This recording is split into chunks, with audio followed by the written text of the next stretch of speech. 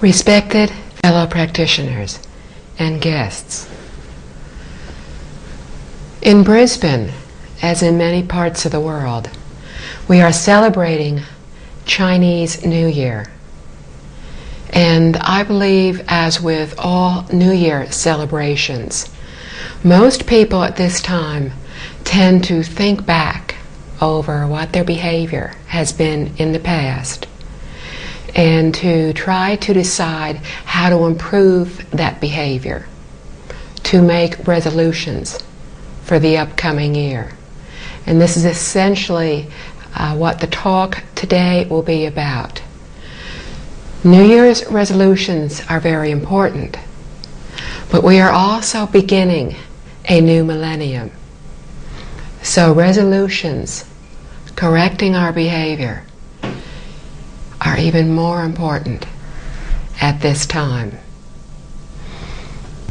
As humans, as ordinary beings, we are subject to what is called the three poisons: greed, anger, and ignorance. All three stem from our attachment to self, to our lack of understanding of our true place in the universe, and to our relationship to others in the universe with us. Greed is the first of the three poisons. Greed can be essentially believing that we truly can gain things, that we can keep things. It all goes back to selfishness. We believe that this body really does exist, that it really is mine. It is me. But if we think about it and try to discover where in this body I am, it'll be very difficult to come up with the exact location. Am I my heart? Am I my arm? Is me in the mind? If we search each of these places, every place throughout our body, we cannot come up with the one place that we say the mind, me, exists. So within this body, we have difficulty finding where I am. This body is simply a combination of different parts. 2 arms, 2 legs, different sense organs. None of them is me. But in this physical body, all of them are part of me. But there is no one organ, one spot that is truly, simply the concept of me. In our mistaken thinking that we exist in this body, we tend to protect this body. We think of things that we possess as truly belonging to us. We think if somebody threatens our ideas, if they disagree with us, that that is a threat to us. So when somebody comes up with an idea that is different than ours, we protect our idea, believing it is me, it belongs to me. We protect our possessions. Wealthy people go to elaborate lengths to try to protect their homes, their possessions, not understanding they really only have these possessions for a very short time. We all keep hearing we can take nothing with us to the next lifetime, but still we constantly buy things. We constantly try to keep what we have. Think of one of your most valued possessions. Think of trying to give that possession to somebody else. What are your thoughts? If you're like most people, you will find it is very difficult to think of giving away something that we highly value. This is an attachment. We want things. We cannot let go of them. We think things make us happy. But every time we acquire a new thing, after we have it for a short length of time, we then want the newest model of whatever it is. A bigger one, a better one, a nicer one. This is our human nature. Even children who are given toys, that they were in the store, they saw the toy, they wanted it, they yelled, they cried. Finally their mother gave in and bought the toy for them. The child went home with the toy. Sometimes in a matter of hours, they've lost interest. If you took them back to the store again, they would want another toy. We do the same thing. We just do it with more expensive toys. But the principle is the same. We are never satisfied. When we are trying to find satisfaction in possessions, we will never achieve satisfaction, because it is our nature to want more, to accumulate more, to impress others more. So we attach to things. If somebody takes something that is ours, we constantly think about it. I use the example of giving away something that we highly value.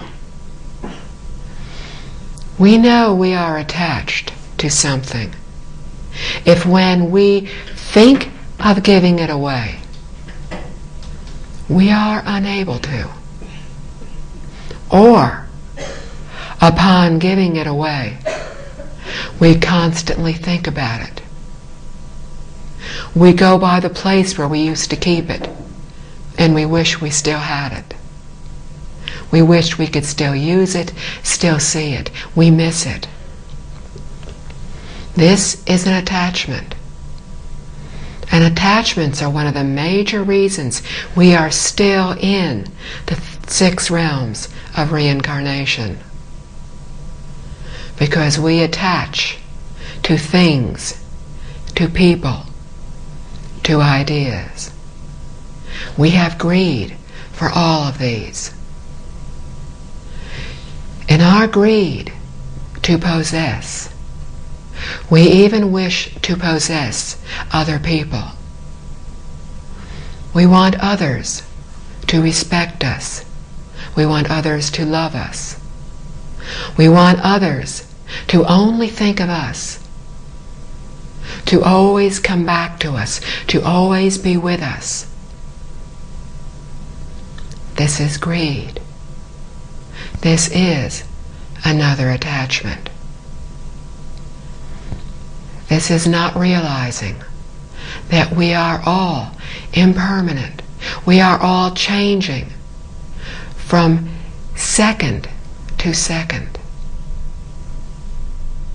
None of us will remain the same. None of us can keep what we now have. As humans, we live a very short lifetime. It feels very long when we are unhappy. But when we are happy, it feels very short. Albert Einstein, who was trying to explain the theory of relativity, defined it in words that most of us can understand. Relativity is when you put your hand on a hot stove for 5 minutes. It feels like eternity. But if you are a man, relativity is sitting next to a pretty woman for 5 minutes and feeling that it is an instant. Everything is relative. We keep nothing with us. It is all changing. We can keep something now. Somebody can be with us in this moment, but they may not always be with us. Again, we are attached to people. We want them to remain with us. When they die, we continue to miss them. We continue to think of them. We feel the very strong affinity with them. We cannot keep people with us. When we are born in our next lifetime, we will feel equally strongly about other people. And we will be born into our next lifetime within reincarnation if we do not realize how deep, how harmful our attachments are. Our attachments to people are another reason why we come back to this world. When we are dying, we can do many different things with our thoughts. What most people do, what most people think of as they are dying, is what has happened in their lifetime and what will happen in the future. On the subject of greed, greed often comes up in our dying moments. We have been speaking to a group of practitioners in Singapore, and every other week would go back to speak to this small group. The first time we went, we learned of a woman who was very ill. She would be in the hospital, then she would be dismissed from the hospital and return to her home. Most of the people within this group were friends and knew this woman. They were trying to get her to practice, to chant the Buddha's name, to take the 3 refuges of the Buddha, the Dharma, and the Sangha. Whenever the friends got together with this one friend in the hospital, they would talk about possessions. They all liked buying jewelry. The woman in the hospital who was very sick would borrow money from people. They would all be shopping, and she would say, "I forgot my money. Can I borrow some from you so I can buy this?" And then she had the habit of never repaying the money. The friends were all equally upset about this. They were attached to the money. They had greed for possessions, for money. One time, the last time the woman was in the hospital, one of the friends happened to be with her. And she was lying there in what they thought was one of her normal visits to the hospital. And as she was lying there, she was thinking of one of the times she had actually loaned money to somebody else. And she had loaned that person some of her jewelry. And as she was bitterly complaining that this person had failed to return the jewelry. At that moment, she died. The friend who was with her said within 30 minutes, the woman who had died had turned a very dark gray. If we are very angry as we are dying, that anger will lead us down into the hell realms. The appearance of this woman right after she died was very bad. It would seem to indicate that she had been born into the hell realms. Her face looked very angry, very upset. It was contorted with her anger. And that is how she died. She died this way because of greed. She was not thinking of the kindness of the friend who had come to visit her, of the kindness of all the friends who kept coming to visit her, who kept wanting her to chant the Buddha's name, wanted to help her, wanted her to take refuge in the Triple Jewels, wanted to help her find a better life. She wasn't thinking of any of that. She wasn't thinking of the nurses and doctors who were trying to help her. She was thinking of her jewelry. She was thinking of anger. And more than likely, she was born into the hell realms. But her greed also could have led her to the hungry ghost realm. The hungry ghost realm is a realm where beings have insatiable desires. They are constantly hungry, constantly thirsty. Their stomachs are immense, but their throats are so tiny. No food, no water, no liquid can pass through. They are unable to quench their desires. Beings there are led there because of their greed.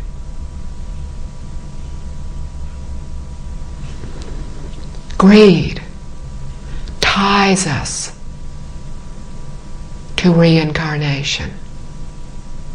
Greed leads to so many wrongdoings. Because of greed, we become angry because others take something that we want, or others have something and we want it. We become angry because we think this cup is real. This cup can be mine. And when someone takes it, even when we give it to someone, more than likely, we keep thinking about it. The Buddha told us that greed is one of our most severe problems. But out of his great compassion, he taught us a way to counteract our greed. It is the first of the 6 paramitas that bodhisattvas practice. To counteract our greed, we can practice giving. Again, think of one of those most valued possessions. Think about trying to give it away. Think about whether you would miss it, whether you would want it back. If we truly give something to others, we give it without thinking. They need it. We give it to them. Somebody is thirsty. Somebody says, "That's a beautiful cup. I'd like to find one like that." And we say, "Here." And we give it to them. True giving is giving it to the person without any second thought. And true giving is after we have given, we don't miss it. We find another cup. We do not think of it. Every time we want to drink water, we do not think, "I wish I had that cup." When we practice giving, we can start out with something very small and keep giving. We live in a very affluent world. We have many possessions. We need very few. We can only wear so many clothes. We only need so many clothes to protect us against cold weather, to be comfortable in very warm weather, to protect us against rain. We only need a small house, a small home. We only need so many things in that home. We don't need a lot of things. We can practice giving initially, if we find it difficult, by giving small things. Start by giving what you haven't used for a while. If you haven't used something for 1 or 2 years, do you really need to keep it? Are you really going to use it in the future? Do you have something else you could use instead? If so, give it away. There are always people, even in this affluent world, who need things, who truly need things. When we practice giving, and we do so as the Bodhisattvas do, spontaneously, then after we have given, we will not feel regret. We will not feel a sense of loss. We will feel quietly happy because we have helped another person.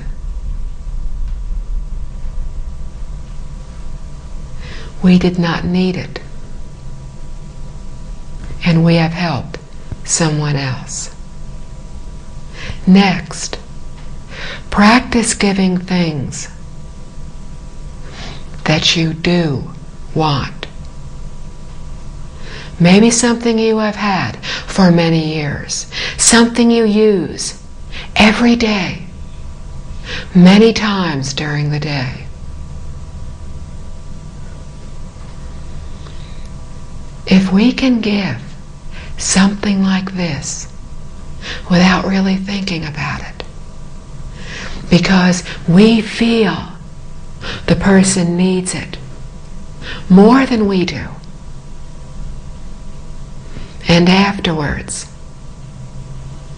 if we happen to think about it, we still feel happy. We are glad that we gave it.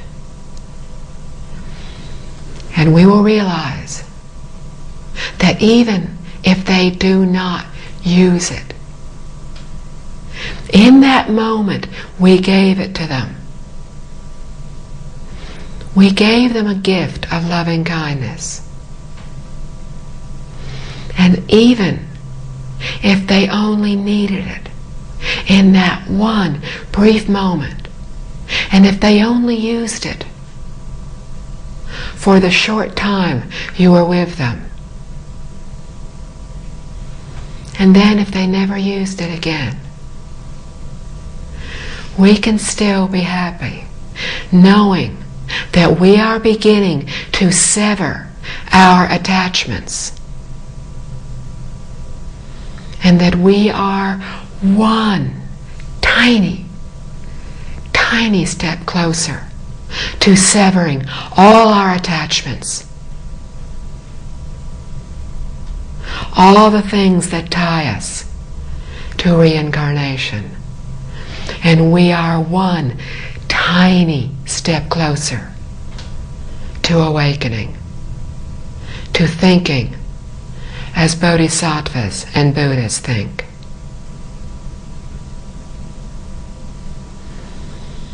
We can practice giving of our possessions. We can also practice giving of our physical strength. This giving is another form of counteracting greed. How many times have somebody asked us to help them do something? We felt tired. We felt like we'd really stay home and rest. We'd rather do that. We just didn't want to go out. It was late. We'd had a long day. We were tired. Could they find somebody else to help them? Even if we do help, we have that nagging thought, I really wish I'd stayed home. I'm tired. I wish I wasn't here. So we help them, but we do so grudgingly. We keep thinking, I wish I was at home, relaxing, comfortable, not having to do this. After I do this, I'm going to be very hot, very tired, very uncomfortable. This is greed. This is thinking this body is important. Keeping this body comfortable is important. Keeping this body comfortable, keeping happy, just might be more important than helping somebody else. This is greed. To counteract this kind of greed, again, we can practice giving. We can give freely of ourselves. I'm sure all of us have friends, people we know, people we respect, who when somebody asks for something, or it just looks like somebody needs something, this person we respect doesn't even think about it. They automatically help the other person.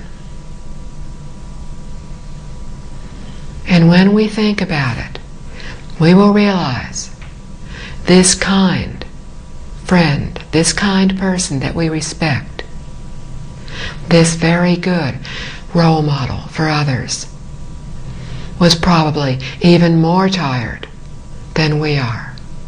But this person is doing much more than we are. And if we think about it, we will realize this person doesn't seem to get tired.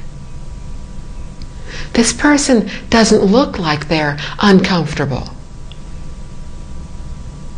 They don't look like they were wishing that they were home with their feet up in a comfortable chair, relaxing. They look happy doing what they're doing, happy helping others. This is truly helping others. We will be overcoming our greed when we too can help others spontaneously. When not only do we help people who say, "Can you help me?" But more importantly, when we don't even wait to be asked, when we just do so.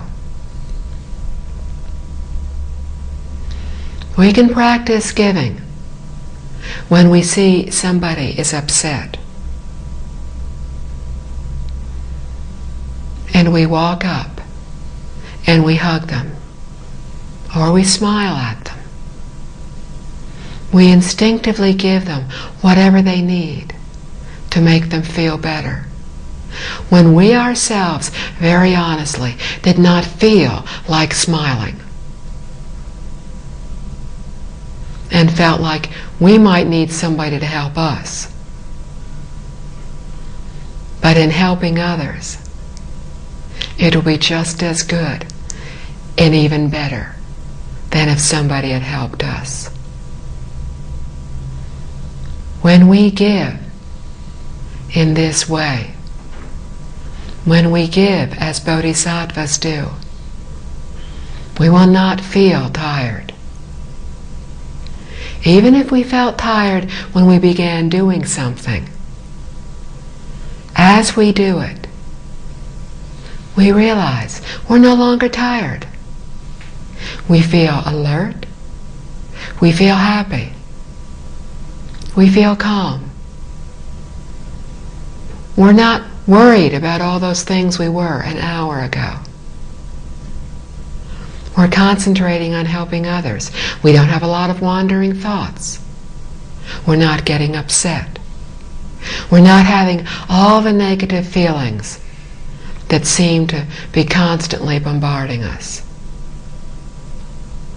We have all the good feelings. This is from truly giving to others. We can also give by teaching. Many people do not have possessions to give. Many people already live very simply. Many people have barely enough for themselves and their families to eat. Have barely adequate shelter to live in. May not have adequate clothing. May have nothing physical that they can give in the way of possessions. But maybe they have wisdom. Maybe in a former lifetime, they practiced the giving of teaching, and they have wisdom in this lifetime. Again, they can practice the giving of teaching. All of us have something that we are better at than some others are. It doesn't need to be a major teaching. It can be something very minor. But it is something that we know they do not, and they wish to know. We can teach them how to do what we know and they wish to know.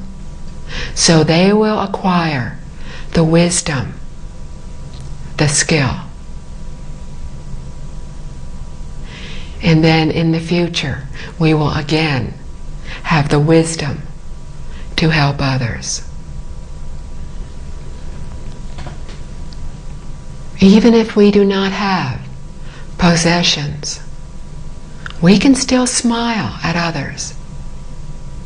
We can still be kind. We can still be respectful to others. We can still be kind to all beings around us. We can help all beings to feel safe around us. A form of giving is the giving of fearlessness. The other day at lunch, I was talking to a practitioner, and she was talking about having some snakes in her home. Most of us, if we found snakes in the garden, would not be very happy especially if we found a rather large python that was so large we were worried about the safety of our cat. Many of us, out of instinct, would have killed the snake. This practitioner and her husband, who technically is not a Buddhist practitioner but is a Buddhist at heart, called a person to come and catch the snake. They asked, "What are you going to do with the snake when you release it? Where are you going to release it?" And he told them that he was going to take it far from where people were and release it back into a natural habitat. After he captured the snake, he carefully checked it, examined it to make sure that it hadn't been harmed, that it was still as healthy as it was as when he had gotten there. He then took it and released it into a safe environment. This is the giving of fearlessness. This is helping other beings feel safe around us. Because this giving of fearlessness, of safety, was not given to just one being, to this snake. That was the obvious receiver. Every thought we have is instantly felt throughout the universe. Because we learn in the Flower Adornment Sutra that we are all one entity. As we are all one entity, we are all interrelated, interconnected. We just don't really realize it at this point. But every thought we have is instantly felt throughout the universe. One thought of kindness, of saving a life, in this case was actually possibly saving two lives, that of the cat and that of the snake. The thought was, save lives. Do not even harm or cause fear to another being. This thought of compassion, of loving kindness, was giving. And that thought of giving was felt by beings in other dimensions who were in that same garden, was felt by beings on the other side of the universe.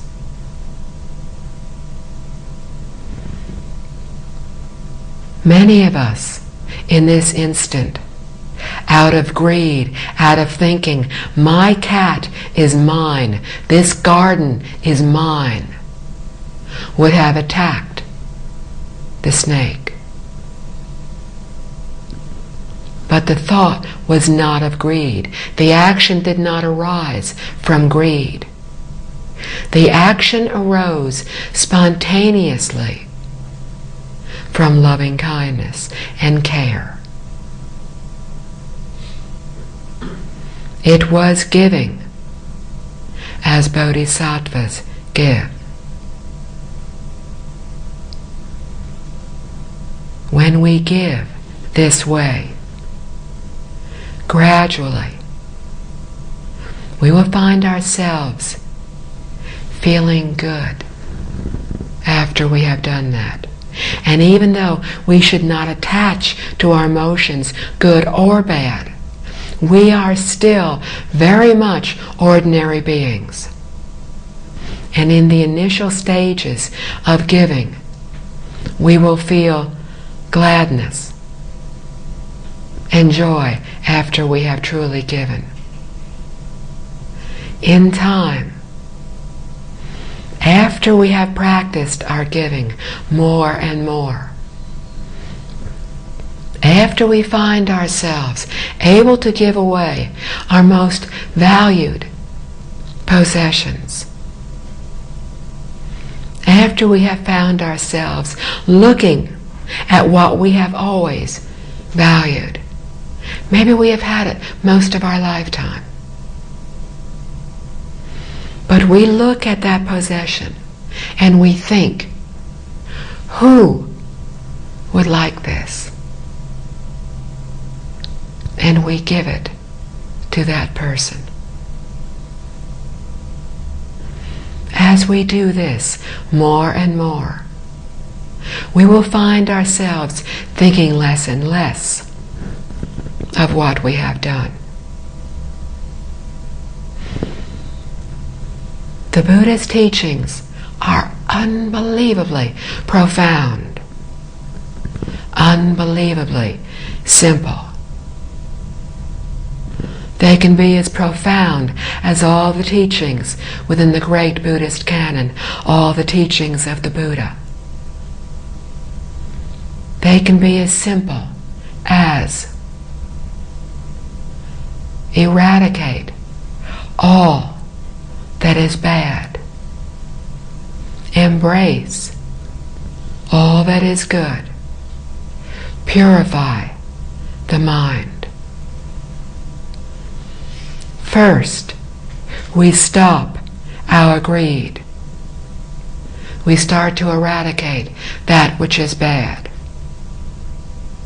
Because our greed leads us to all the other poisons, leads us to life after lifetime of suffering, trying to hold on, trying to gain things, other people.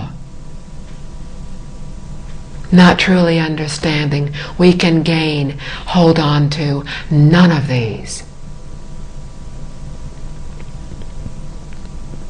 But that greed is very deep within us.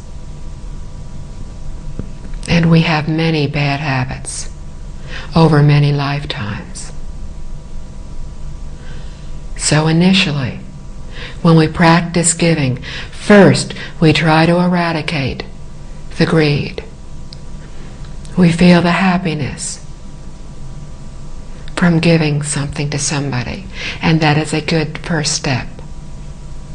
Gradually, as we continue to embrace all that is good, we will find ourselves thinking less of how we feel happy after doing something, because very honestly, that happiness is still a form of greed. It is a less harmful greed, but it is still an attachment. But it's the normal process that we go through. But gradually, we will find ourselves giving spontaneously, and then no longer even thinking about it. We no longer think we feel happy. We find instead that we maintain a very quiet, level state of happiness. We find that when things go our way, we no longer give rise to the heart of greed. We do not think, things have gone my way, I really would like this to continue. Tomorrow, I'd like to be as good as today. Somebody has given me something, I'd like to have more. This is greed.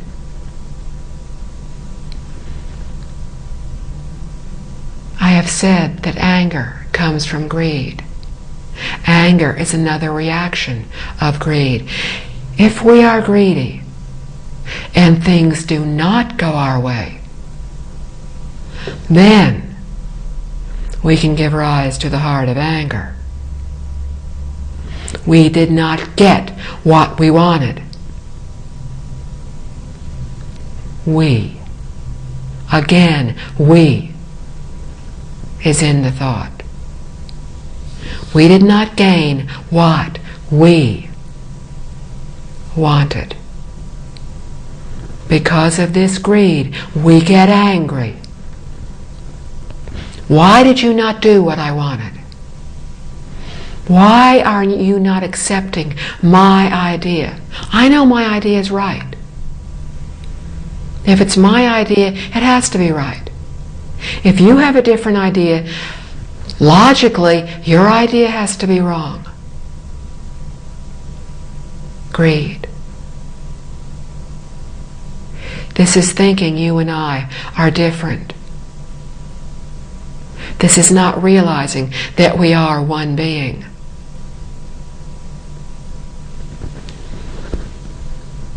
When we encounter situations that are favorable, try not to give rise to the heart of greed. Try to be quietly happy, unattached with what is happening. But much more often, things will not go the way we want. More people will want to do something differently than the way we want to do it. So we will have to go along with their way. This is when we need to not give rise to that heart of anger. To not be attached to our way of doing things. If what they are doing is proper, is good, go along with it. There is no point in getting angry.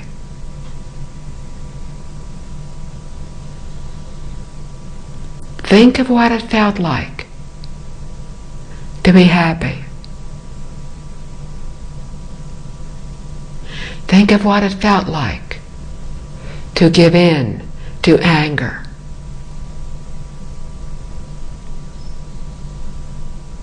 Which felt better? We all know the first one felt better.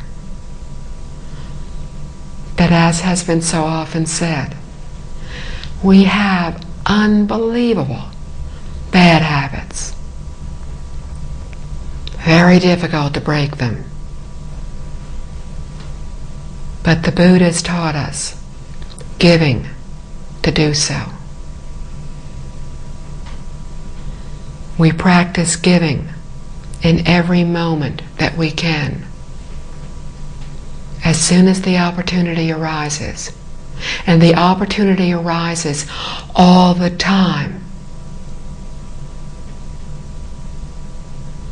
we can simply practice the giving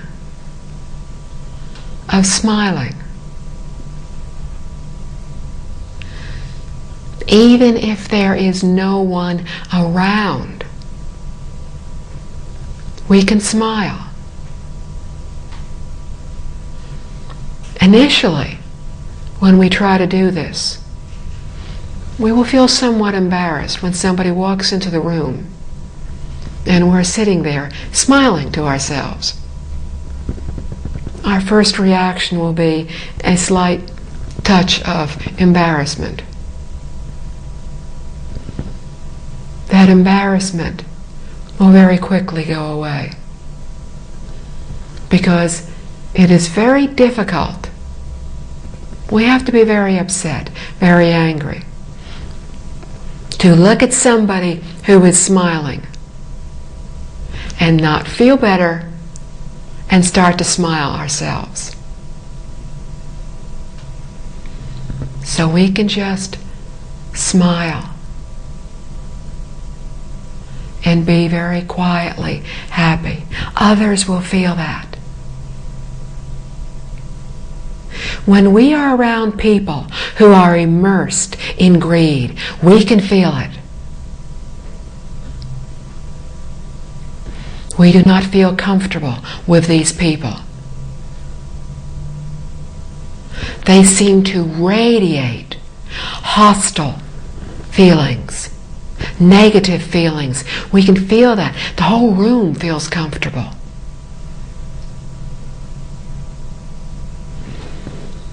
When we are with somebody who practices giving, we can feel that. And we feel happy just being in the same room with them. We can feel the vibrations from their thoughts. There are other beings in this room. We cannot see them. Some of them can see us. Even when we are alone in a room where we think we are by ourselves, we are never alone. There are always other beings with us. There are always other beings who can sense our thoughts if they do not know our thoughts. When we are quietly giving a sense of joy, we are making them and all others happy.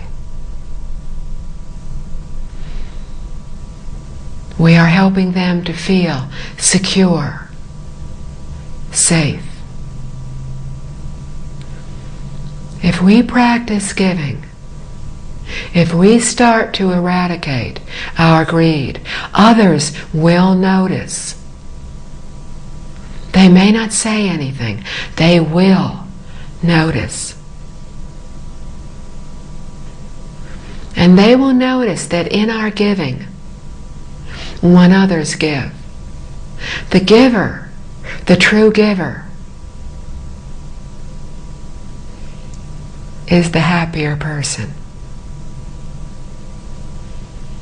This is how we can teach others, by never even saying a word. This is to truly teach others, because this is the best way, by setting a good example.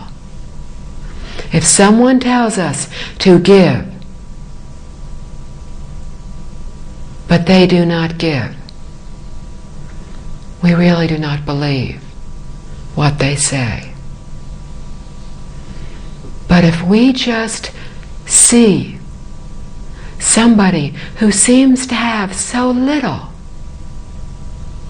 but who is constantly giving things away, see somebody is not eating very much and says, "Here, have this." Learn from their example. This is the good teacher.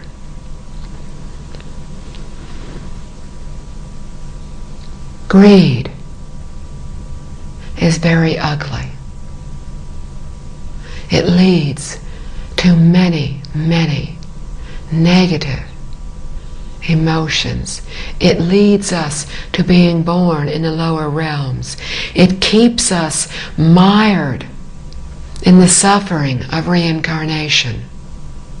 We protect ourselves, our possessions, our ideas, our knowledge, because we think our wisdom, our knowledge, our ideas, our possessions are real.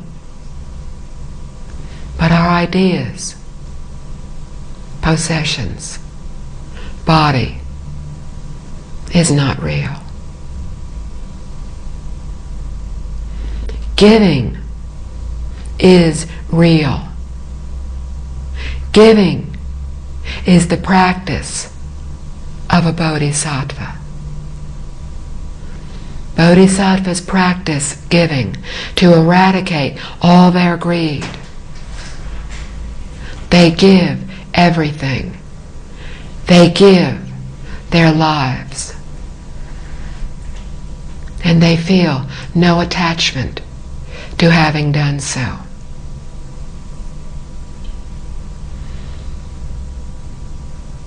With the exception of the mother and her child, the parent and the child.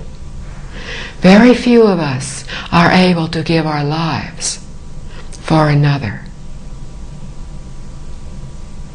But surely we can start giving teachings. Surely every single one of us can smile at somebody else. Surely most of us have things that we can give to others. In so doing, we will feel happy. We will begin to feel free. We will begin to feel lighter. Because our attachments will start to drop away from us. And as we give, we will start to reduce our negative karma. Because our greed has led us to accumulate negative karma. So now we can begin to let go. In so doing, we will attain freedom. And we will no longer be attached. And if we do so, and if we vow to be born into the Pure Land, and we chant, or if we wish to be born into heaven, and we practice being a good person, then, if we do so properly, we can attain what we seek. And in our seeking, we will be on the path to awakening, to enlightenment. And we will be helping all other beings attain this as well. Thank you.